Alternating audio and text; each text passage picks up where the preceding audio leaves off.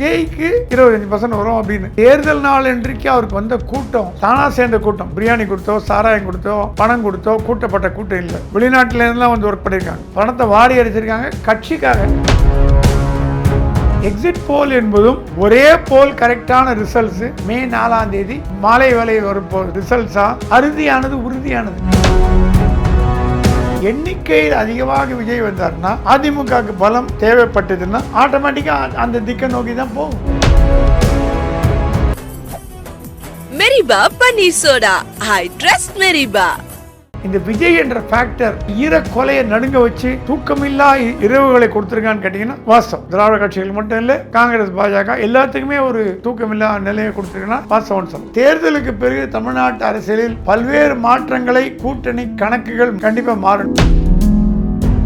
எதிர்பார்த்து வருது முடிவுகள் இல்லை, எதிர்பாராது வரதான் முடிவு. அப்ப நம்ம தயாராக்கிக்கணும். இப்ப ஜெயிப்போம்னு நினைச்சு வச்சு தோத்தா பயம் கிடையாது. என்ன எதிர்கட்சி வரிசையில் உட்கார போறோம், அவ்வளவுதான். சிறுவர்கள் அப்படியே கொண்டாடுற ஒரு தெய்வமா விஜய் மதிக்கப்படுறார். விஜய்க்கு வந்து ஒரு குறிப்பிட்ட கிறிஸ்துவன் வாக்கு வந்திருக்குங்கிறத கொள்கையை நான் எடுத்துக்கொள்ள தயாரா இல்லை. கிறிஸ்துவத்தை மீறி இஸ்லாமியர்களும் இந்துக்களும் அதிக அளவு ஓட்டு போட்டுருக்காங்க. ஒரு செக்குலர் ஒரு தலைவர் கிடைத்து விட்டார் என்றால் விஜய் சர்ச்சுக்கும் போய் அவர் மண்டிட்டு என்ன தப்பு? அவர் கிறிஸ்டியன்கிறதால அவர் கிண்டல் பண்றீங்க. விஜய் ஒரு உண்மையான ஆன்மீகவாதி, மதங்களை கடந்த ஆன்மீகவாதி. ரிஃப்ளெக்ட் நேயர்களுக்கு வணக்கம். இன்று நாம் சந்திக்க இருக்கக்கூடிய சிறப்பு விருந்தினர் மூத்த பத்திரிகையாளர் பிரகாஷ் எம் சாமி அவர்கள். ஐயா வணக்கம். ஐயா வணக்கம். ஐயா, கருத்து கணிப்பு வந்திருக்கு, எப்படி பார்க்குறீங்க? இதில் வந்து பெரும்பாலும் பார்த்தீங்கன்னா திமுகவுக்கு ஆதரவாக தான் வந்திருக்கு. தாவேகாவுக்கு ஆக்சிஸ் மை இந்தியா மட்டும்தான் ஆட்சி அமைக்கிற போல அவங்க வந்து கருத்து கணிப்பு வெளியிட்டிருக்காங்க. ஒரு மூத்த பத்திரிகையாளராக அந்த கருத்து கணிப்பை எப்படி பார்க்குறீங்க? கருத்து கணிப்பா கருத்து திணிப்பான்னு தெரியல. ஆனால் ஜெயலலிதா காலத்திலிருந்து நான் பார்த்துட்டு வர அரசியலில் என்றைக்குமே அதிமுக ஜெயிக்கும்னு கருத்து கணிப்புகள் சொன்னதா வரலாறே கிடையாது. இப்போது மக்கள் மனநிலை அறிந்து தான் கருத்து கணிப்பு. ஸோ ஒரு தடவை எம்ஜிஆர் வந்தார், கருணாநிதி வந்தார், ஜெயலலிதா வந்தார், கருணாநிதி வந்தார், ஸ்டாலின், அந்த மாதிரி மாற்றி மாற்றி தான் வராங்க நம்ம ஊரில். ஸோ எல்லா தடையுமே ஜெயலலிதா வரமாட்டார்னு முடிவு பண்ணி திமுக தான் ஜெயிக்கும்னு போட்டு மண்ணக்கவின கருத்து கணிப்பு நிறையா இருக்குது. கருத்து கணிப்புகள்னு சாம்பிள் சர்வே இது பண்ணக்கூடியவங்க சீஃபாலஜிஸ்ட். இது முதல்ல ஆரம்பித்தது அமெரிக்காவில் தான். கேலப் போல்ஸ்ன்னு பண்ணுவாங்க. இன்று ஜனாதிபதி எப்படி மூடில் இருக்காரு, இன்று ஜனாதிபதி சாப்பிட்டாரா தூங்கினாரா ஆரம்பித்து வெளிநாட்டு கொள்கை வரைக்கும் பண்ணுவாங்க. சிஸ்டமேட்டிக்காக பண்ணாங்க. ஹிந்துவில் ஜி பாலச்சந்திரன் ஒருத்தர் இருந்தார், ஹிந்து பத்திரிகையில் டாக்டர் ஜி பாலச்சந்திரன், கமலாஹாரிஸோட மாமா. அவர் இந்தியாவோட முதல் சீஃபாலஜிஸ்ட். அவருடன் நான் ஒர்க் பண்ணக்கூடிய ஒரு அதிர்ஷ்டம் எனக்கு கிடைச்சிது. எப்படி பண்ணுறாருன்னு பார்த்தேன். கிராமம் ஊராக போய் நகரம், ரெண்டாவது A centre, B centre, C centre, குக்கிராமம், வில்லேஜ். நம்ம என்ன பண்ணுறோம், சென்னையில் ஒரு 4 கான்ஸ்டிடன்சி, திருச்சி ஒன்று, மதுரை ஒன்று, ரிப்போர்ட்டருக்கு ஃபோன் பண்ணி கேட்க வேண்டியது, அரசியல்வாதி கேட்க வேண்டியது, இவங்களே முடிவு பண்ண வேண்டியது. நான் எல்லாரும் சொல்ல பொதுவாக டி ஓட்டர்லாம், இந்தியா டுடே, NDTV. ஆனால் எனக்கு தெரிஞ்சு இதில் நிறைய பயஸ் இருக்கா மாதிரி ஒரு ஃபீலிங். ஏன்னா கருத்து கணிப்புகள் என்றுமே சரியாக வந்ததில்லைன்னு என்னோட கருத்து. தப்பாக கூட இருக்கலாம். ஸோ கருத்து கணிப்புகளை வைத்து ஒரு முடிவு எடுக்க முடியாது, எக்ஸிட் போல வச்சு ஒரு முடிவு எடுக்க முடியாது. ரெண்டும் சொல்கிறேன், கருத்து கணிப்பு எக்ஸிட் போல் சொல்கிறேன். எக்ஸிட் போல் வந்தாச்சு நேற்று. எக்ஸிட் போலில் என் நண்பர் ஒருத்தர் கேட்டேன், எப்படி சார் எக்ஸிட் போல் பண்ணுறீங்கன்னு. சார் 10 பேர் கேட்டால் 8 பேர் பதில் சொல்ல மாட்டேங்கிறோம். எக்ஸிட் போல் என்பது ஓட்டு போட்டு விட்டு வெளியே ஒரு மக்களிடம் கேட்கும் கேள்விகள். யாருக்கு ஓட்டு போட்டீங்கன்னு அவன் பக்கத்து சுற்றி பார்க்குறான். அவன் அதே லொக்காலிட்டிக்காரன். இந்த பக்கம் ஆளுங்கட்சி, எதிர்கட்சி, மத்திய ஆளுங்கட்சி, எதிர்கட்சிகள்லாம் பூத் வெண்டர்லாம் இருக்காங்க. நான் இந்த கட்சிக்கு வாக்களித்தேன் சொல்லிட்டு அவனால் உயிரோடு இருக்க முடியுமா சொல்லுங்கள். ஸோ அவரே சொன்னார், தயங்குறாங்க. தனியாக கூட்டு போய் பேசினா கூட மற்ற கட்சிகள்லாம் அவனை கூப்பிட்டு என்ன சொன்ன நீ அப்படின்னு கேட்குறாங்க. கையில் மை வச்சவனை தேடி கண்டுபிடிக்கிறது எங்களுக்கு பாதி உயிர் போகுது அவங்க சொல்கிற விவரங்கள். அப்புறம் சரி, அந்த போலிங் பூத் கிட்ட வேணாம், கொஞ்சம் தள்ளி போய் கேட்கலன்னா சைக்கிள் கார் எடுத்துன்னு ஓடி போயிடுறான் அவன். ஜனங்க எங்களை அவாய்ட் பண்ணுறாங்க. உண்மையாக என்கிட்ட சொல்கிறவங்களுடைய 10ல் 2 பேர் தான் நியாயமாக காதில் வந்து சொல்லிட்டு போகிறாங்க. மீதி எல்லாம் ஒரு ஹேஷியன் தான். அப்போ என்ன எக்ஸிட் போல் பண்ணுறீங்க நீங்கள்? என்ன மாதிரி எக்ஸிட் போல் அது? அது எல்லா பூத்துலையும் போய் எடுத்தீங்களா? முடியாத காரியம், முடியாது, நான் இம்பாசிபிள். மயிலாப்பூரில் எடுத்தீங்கன்னா எவ்வளோ பூத் இருக்குது, சைதாப்பேட்டில் எவ்வளோ பூத் இருக்குது, இப்போ ஹார்பரில் எவ்வளோ பூத் இருக்குது. அந்த பூத்தில் நீங்கள் வந்து கேட்ட ஆட்கள், சப்போஸ் ஒரு பூத்தில் 100 பேர் இருக்காங்க, 40 பேர் டிஎம்கேக்கு போடுறாங்க, 40 பேர் ஏடிஎம்கே, 20 பேர் விஜய்க்கு போடுற வச்சுங்க. நீங்கள் பார்க்க வர ஆட்கள் தப்பி தவறி 40 டிஎம்கே வந்துடுதுன்னா மீதி 40 நீங்கள் கணக்கு எடுத்துக்க முடியாது. ம். ஒரு 20 பேர் டிஎம்கே வெளியில் வரான் எல்லாருமே உதயசூரியன்றான். உடனே அந்த தொகுதி முழுக்க உதயசூரியன் எப்படி முடிவு பண்ண முடியும்? நீங்கள் பார்த்தவர்கள் உதயசூரியன் சொன்னாங்க, நீங்கள் பார்க்காதவர்கள் பாரதிய ஜனதாக்கோ அதிமுகவுக்கோ விசிகாவோ எதுக்காக போட்டுக்கலாம், நமக்கு தெரியாது. ஸோ இந்த எக்ஸிட் போல் என்பதும் ஒரு விஞ்ஞானபூர்வமாக எடுக்கப்பட்டதா என்றால் நான் அறிந்த வரையில் அது விஞ்ஞானபூர்வமாக எடுக்கப்பட்டதில்லை. ஒரே போல் கரெக்டான ரிசல்ட்ஸு மே 4ஆம் தேதி மாலை இல்லை பகல் நடுப்பகல் இல்லை மாலை வேலை ஒரு ரிசல்ட்ஸாக அறுதியானது உறுதியானது. அதுவே கூட நான் சந்தேகப்பட்டேன். ஏன்னா சிவகங்காவில் கண்ணப்பன் ஜெயிச்சு ஜெயலலிதா ஃபோன் பண்ணி சொல்லி பி சிதம்பரத்தை ரீகவுண்டில் ஜெயிக்க வச்சாங்க. நம்ம அடிக்கடி மோடிஜி கிண்டல் பண்ணுவோம், ரீகவுண்ட் மினிஸ்டர் பாரு பி சிதம்பரத்தை. Okay okay. அதனால் அவர் கண்ணப்பன் கையில் எலெக்ஷன் ரிசல்ட் எடுத்து வந்துட்டார், சர்டிஃபிகேட்டை வாங்கி வந்துட்டார். திருப்பி உள்ள போய் சர்டிஃபிகேட் கொடுத்து சிதம்பரம் ஜெயிக்கான் பண்ண வச்சாங்க. அது உட்கட்சி விவகாரங்கள். ஆகவே அதுவே உண்மை இல்லாத இருக்கும் பொழுது தேர்தலில் வெற்றி பெற்று சான்றிதழ் வாங்கின பிறகு கூட ஒரு வேட்பாளரின் வெற்றி தோல்வி என்பது இறுதியாகாத பொழுது மீதி எல்லாம் எப்படிங்க இறுதியாகும்? வேடிக்கையா இல்லை? 50 ஆண்டு கால அரசியல் நான் பார்த்துட்டு வரேன். ஸோ இதெல்லாம் படிக்கிறவங்களுக்கு நல்லாயிருக்கும்.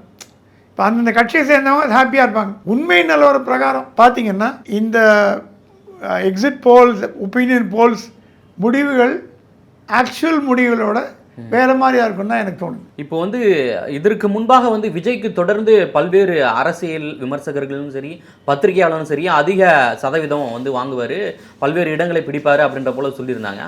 ஆனால் இப்போ இந்த வந்திருக்கிறத பார்த்தா விஜய்க்கு ரொம்ப சொற்ப வாக்குகள் தான், சொற்ப இடங்கள் தான் கிடைக்கும் அப்படின்ற போல சொல்கிறாங்களே, இது ஏற்புடையதுங்களா?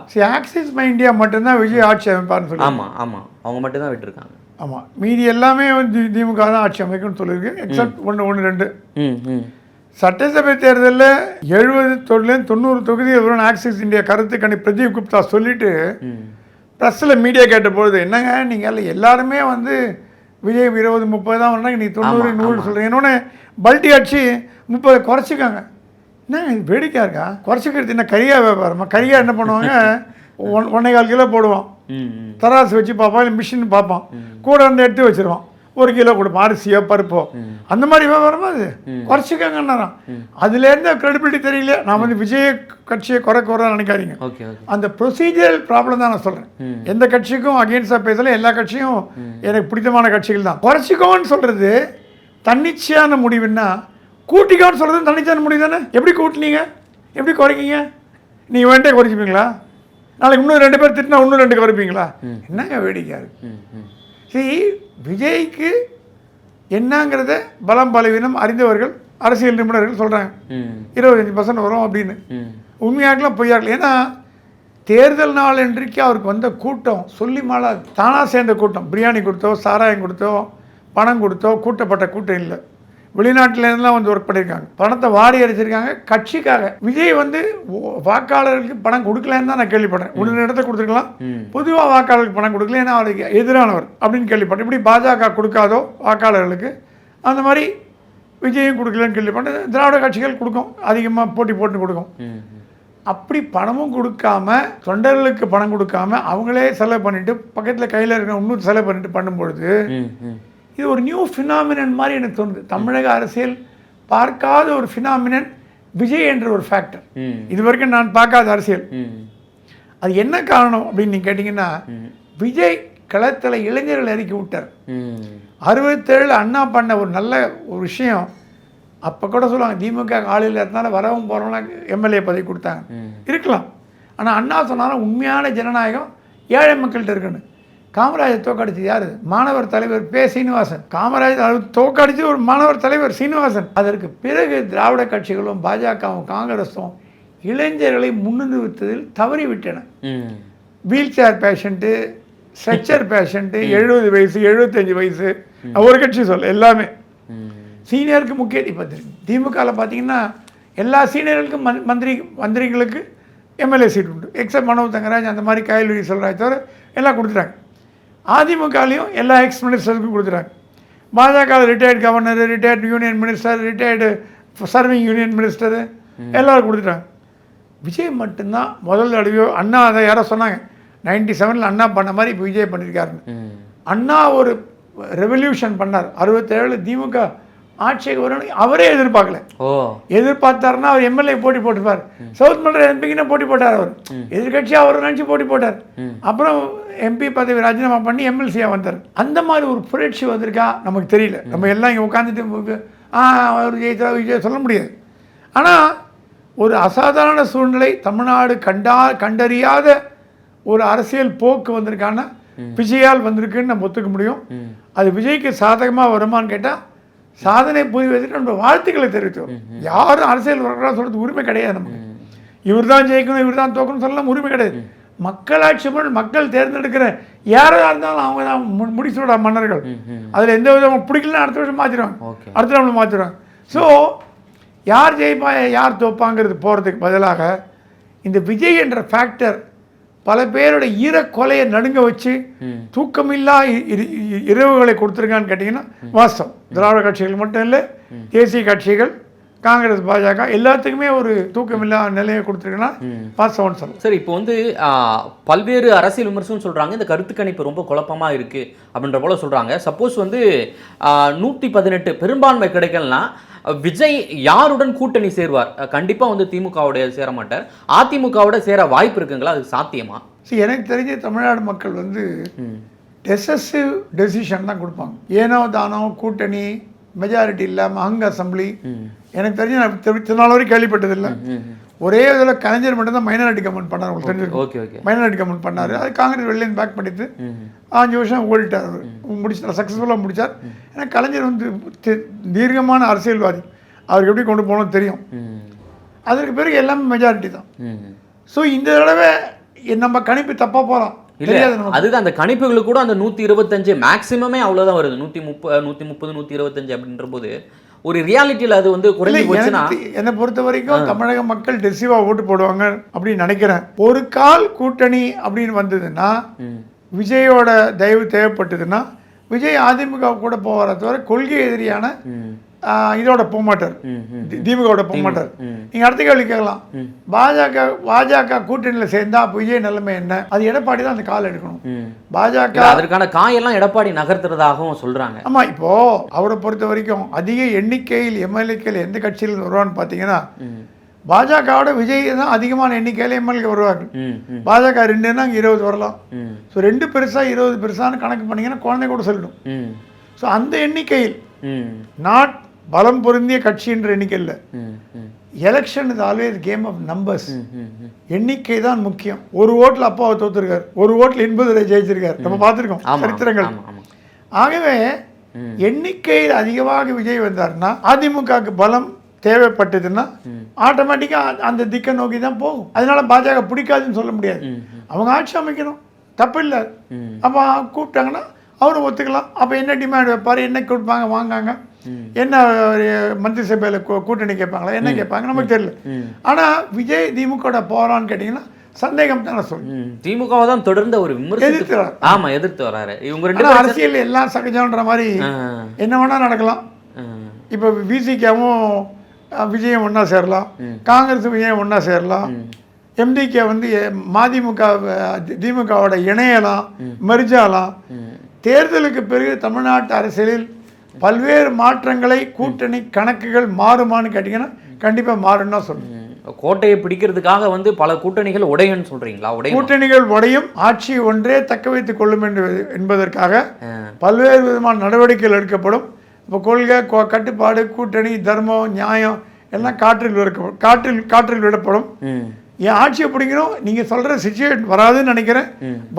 வந்து ஒரு கால் வந்ததுன்னா அப்போ இந்த கணக்கெல்லாம் மாறுமானா கண்டிப்பாக. இப்போ வந்து ஸ்டாலின் அவர்கள் கொடைக்கானல் சென்று திரும்பிய உடனே வந்து இங்கே கட்சி நிர்வாகிகளை கூட்டி ஒரு கூட்டம் நடத்துகிறாரு. அதே போன்று விஜய் ஒரு பக்கம் இன்னைக்கு வந்து அவர் ஒரு ஆலோசனை கூட்டம் அனைத்து பாண்டிச்சேரி ப்ளஸ் தமிழ்நாட்டில் நின்று அனைத்து சட்டமன்ற உறுப்பினர் வேட்பாளர்களையும் அழைச்சி வந்து கூட்டம் நடத்தியிருக்காரு. இந்த கூட்டத்தில் என்ன விவாதிக்கப்பட்டது, என்ன மாதிரியான போக்குகள் அங்கே நடந்துன்னு இருக்கு ரெண்டு கட்சிகள்? சரி, ரெண்டு கட்சி எல்லா கட்சிகளுமே ஐ திங்க் பாஜக தவிர மீதி எல்லாமே, காங்கிரஸ் தவிர மீதி எல்லா கட்சிகளுமே நிர்வாகிகள் மாவட்ட செயலாளர் கூட்டு பேசுகிறாங்க. சரி, தலைவர்களுக்கு எப்பவுமே இன்புட் கொடுக்கறது மாவட்ட தலைவர்கள், மாவட்ட செயலாளர், மாவட்ட தலைவர் அவங்க கொடுக்குற இன்புட் தான் முடிவு பண்ணாங்க.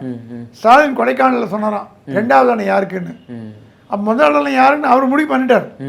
அவருக்கு தான் முதல்ல முடிவு பண்ணி அவர் பார்த்த நண்பர்கள், தெரிஞ்ச அதிகாரிகள், காவல்துறை, ஐஏஎஸ் அதிகாரிகிட்ட 2வது ஆள் யாருக்கு தெரியுமா உங்களுக்குன்னு கேட்டாராம்.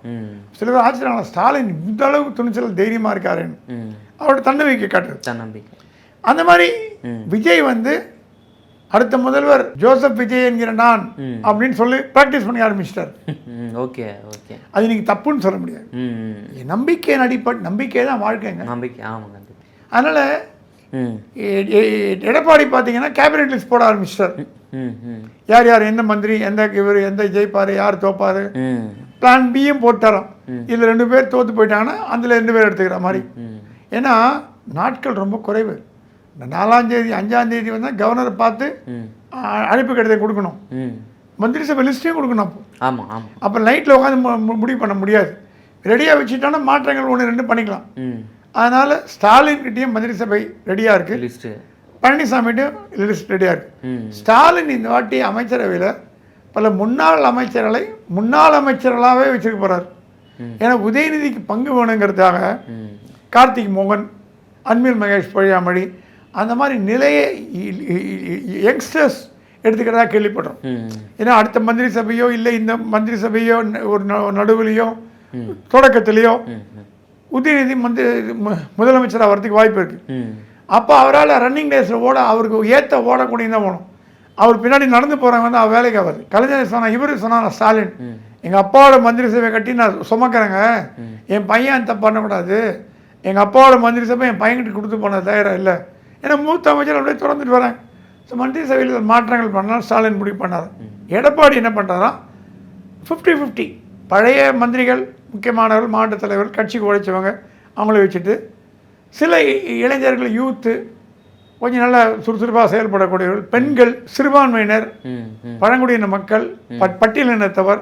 திமுக அதிமுக பார்த்தீங்கன்னா அதிமுக இவங்களுக்கு முக்கியத்துவம் கொடுக்கும். பட்டியலினத்தவர் வந்து ஸ்பீக்கர் ஆக்கிட்டாங்க ஜெயலலிதா, தனபால. திமுக அந்த மாதிரி ஆக்க முடியல. வேற பட்டியலினத்துக்கு அதிக முக்கியத்துவம் கொடுக்குற திமுக அதிமுகங்கிற பேரை காப்பாற்றணுங்கிறதுக்காகவே பொது தொகுதியெல்லாம் நிற்க வச்சு அம்மா ஜெயிக்க வச்சாங்க. அந்த மாதிரி வேலைகள் இருக்கலாம். ஸோ எல்லா கட்சிகளுமே, ஏன்னா தேர்தல் முடிவுகள் என்பது பல சந்தர்ப்பங்களில் எதிர்பாராததாக இருக்கும். எதிர்பார்த்து வருது முடிவுகள் இல்லை, எதிர்பாராத வரதான் முடிவு. அப்போ நம்ம தயாராக்கிக்கணும். இப்போ ஜெயிப்போன்னு நினைச்சு வச்சு தோத்தா பயம் கிடையாது. என்ன எதிர்கட்சி வழியில் உட்கார போகிறோம், அவ்வளோதான். ஆமாம். ஆனால் தோப்போன்னு முடிவு பண்ணிட்டு ஜெயிச்சிட்டிங்கன்னா அப்போ கடைசி நேரத்தில் உட்காந்து நீங்கள் மந்திரி சபை ரிஸ்க் பண்ண முடியாது.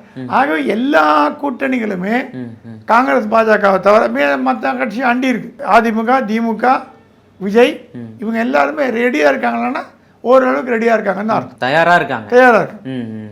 ஸோ அதே போல் வந்து விஜய் வந்து சிறுபான்மையினர் ஓட்டு ப்ளஸ் தலித் ஓட்டுகள் வந்து பிரிப்பார் அப்படின்ற போல் சொல்கிறாங்க. அது வந்து ஏற்புடையது அந்த கருத்து? அவங்க அந்த சமூக ஓட்டுகள் மட்டுமா தான் விஜய்க்கு போகுமா, இல்லை மற்ற சமூக ஓட்டுகள்லாம் போகாதா? இல்லை, நான் அப்படி நினைக்கல. என்னுடைய நண்பர்கள், நீங்கள் சொன்ன அந்த பகுதியை சேராதவர்கள், மேட்டுக்குடி மக்கள், உயர் ஜாதியினர், என்ன உடவை யூ கால் இட், அவங்க என்ன சொல்கிறாங்க, நான் ஓட்டுக்கு போகும்போது என் பேரன் கூப்பிட்டு, ஹலோ தாத்தா தாட்ஸ் கிண்டலா பிசில் மறந்துடாத, எனக்கு ஓட்டு கிடையாது, பையன் 12 வயசு கீழே, 10 வயசு 12 வயசு, எங்கள் தலைவருக்கு ஓட்டு போட்டு வா, போடலாம் எங்கூட பேசாது. அந்த மாதிரி ஒரு த்ரெட்டு அவர் சொல்கிறாரு.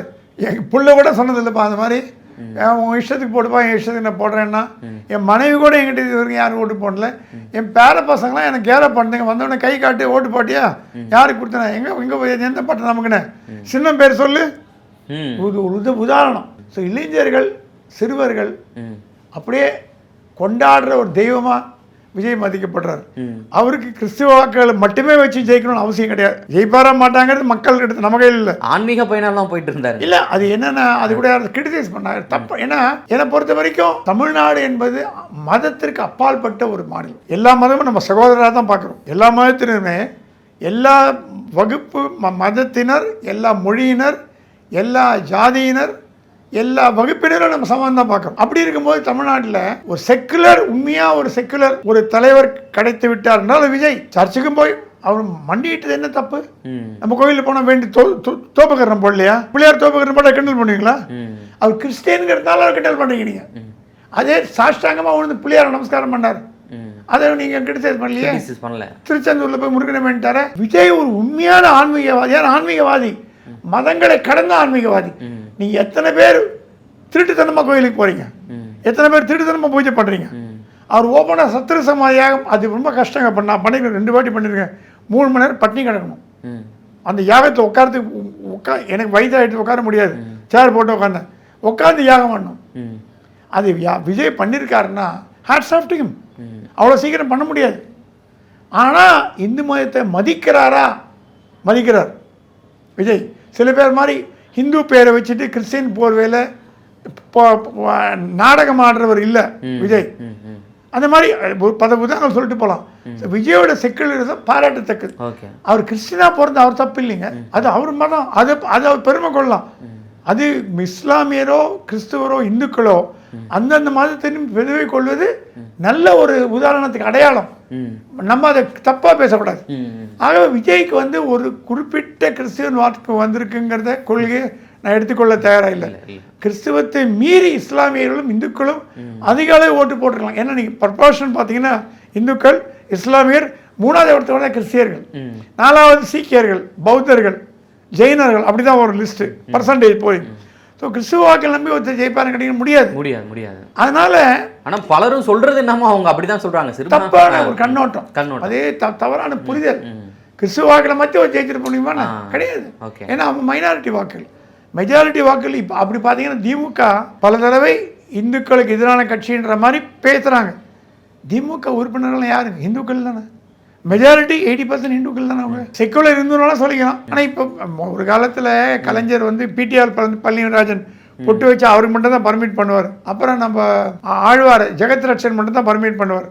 மீத பொட்டு வச்சு அழுடாம் பாரு, என்ன ரத்தம் வச்சிருக்கேன்னு கேட்பார். 2 உதாரணம் வந்து பிடிஆர் பழனிராஜன், ஜெகத் ரட்சன். இப்போ குங்குமம் போட்டு சந்தனம் போட்டு வைக்காத திமுக அமைச்சர்கள் யார் இருக்காங்க? ஸ்டாலினை தவிர, அவர் மகனை தவிர எல்லாம் போட்டு தான் வச்சுக்கிறாங்க. ஸோ வாழ்வியல் மாறி வரும் ஒரு சூழ்நிலையில் அவங்களோட அதுக்கு சிலுவை போட்டால் தப்பு கிடையாது, இஸ்லாமிய தொப்பி போட்டால் தப்பு கிடையாது, போடுறதில்லை அவங்க, அவ்வளோதானே தவிர. ஆகவே ஜாதி மதங்களை கடந்து அரசியலுக்கு வந்திருக்கோம்னா அந்த நிலைக்கு நம்ம வந்துட்டோம் அப்படின்னு தான் எனக்கு தோணுது. ஓகே, மிக்க நன்றி ஐயா. நேரில் வந்து பல்வேறு தகவலை பகிர்ந்தமைக்கு நன்றி. மெரிபா பன்னீர் சோடா. I trust மெரிபா.